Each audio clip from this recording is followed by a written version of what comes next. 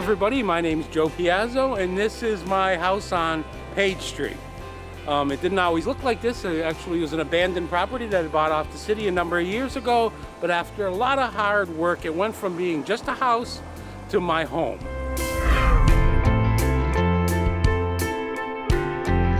Page Street, located in the Hamilton Hill area of Schenectady, was once part of this thriving city, however suffered from industrial restructuring.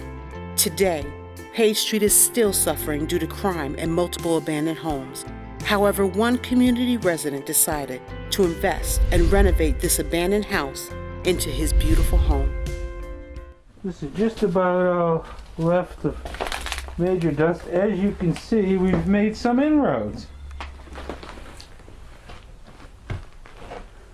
We've certainly got the bulk of the nasty out of here. I moved here in 2005 or 6, so it's almost been 10 years now. And actually I never intended to actually buy property or own a house here. I was renting a house and I've rented almost all my life. I eventually got involved in doing video production work for the city and filming their city council meetings. And that's when I started to get interested in the housing situation that was going on in the city, principally by the houses that were being foreclosed on and abandoned, and basically watching the city dealing with its issues of housing and abandoned properties and stuff. You know, once in a while I'd see this thing go through the city council saying, oh, we're gonna buy a house for $1. And that's interesting because they're gonna buy a house for $1 and renovate it. And at the time I was renting an apartment. I said, well, you know, that's kind of interesting. If better neighborhoods can buy a house for $1, why can't I buy a house for $1? And I went down to the city hall and I went to a department that handled that and I said, could you give me a list of abandoned properties in the city? And they gave me a big thick list like this. I said, wow, it's a big spreadsheet. I looked through the spreadsheet and I said, okay, thank you. How much are they? And they said, well, you make an offer on the property, you take a look at the property. If you think you can purchase it or buy it, take a look at it and make an offer to the city and the city will consider the offer. I found this one house on Page Street that was a wreck. I mean, it was, as I kind of kid people, but I said it was the worst house on the list. And for some reason, I drove up to it and I fell in love with the worst house on the list. It was a disaster. It was a complete disaster. And when I first got out of the car, I'll never forget, I was looking at the house and I heard a woman yell from across the street. She says, what do you want that crack house for? And I said, crack house? So I was, if this is going to be a crack house, I'm going to make this into my crack castle. Runs along, here's our central pillar, our support foundation for the center of our beam. You know what I did do is I put some additional concrete down, and that was not to support anything. That's just to help seal around that pier. And basically, the pier is probably the hardest part to get the plastic. Joe began renovation from the foundation, increasing the property value in the neighborhood. Joe dedicated 3 years of hard work and determination to manifest the true value of what was once considered a crack house in a suffering neighborhood. And when I purchased the property, I realized from the onset that there was no way I could traditionally renovate this house and make it. It just wouldn't be possible. There was going to be no bank that was going to take a look at that property and loan me money against its equity, because there was no equity. It took probably 3 years total.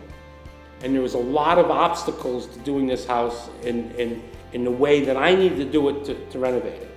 So when I took the project on, I knew I was going to be able to borrow money. So I was going to have to take the money out of my pocket. And I knew that that would take longer because I was going to have to raise the money. I was going to have to work and do this. I knew there was no room to hire people. I couldn't hire a contractor to do the work.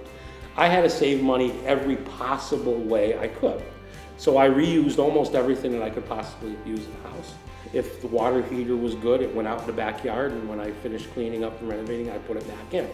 I reused wood, windows. I mean, I recycled and reused as many of the materials in the house as possible. So most of us don't live in neighborhoods where we have a lot of foreclosures. And so, you know, you see 1 or 2 houses and you think it's kind of an isolated situation going on. When you look at, when you step back from it and look at cities as a whole, and you look at, say, a city like Buffalo, who has 1,000 abandoned properties, you start to realize that there's something else going on. And then you start to look at the city of Schenectady as a whole, and you realize that there's not just a house down the street that's abandoned, there are hundreds of abandoned properties and city-owned properties and foreclosed properties. And I mean, what struck me, one of the most tragic things that struck me about living up on the hill in the communities, I'll never forget, there was a burned out shell of a house up the street from mine on Van Gross. It was a disaster. It caught on fire and it was completely burned, and there was no windows, and there was still black up in there, and it had been sitting there for years. And that house was right at the school bus stop. So every day, a whole group of small children who lived in that neighborhood stood in front of this disaster of just crumbling piece of property with graffiti on it and trash falling out into the street. And they got on the school bus in the morning in front of it, and they got off the school bus, and that was the first thing that they met when they went back home. That was their view of home. They got off the school bus, and there was just this decrepit, blighted piece of property that must have just stuck in their minds. I mean, just the idea that you see that and you say, I'm home.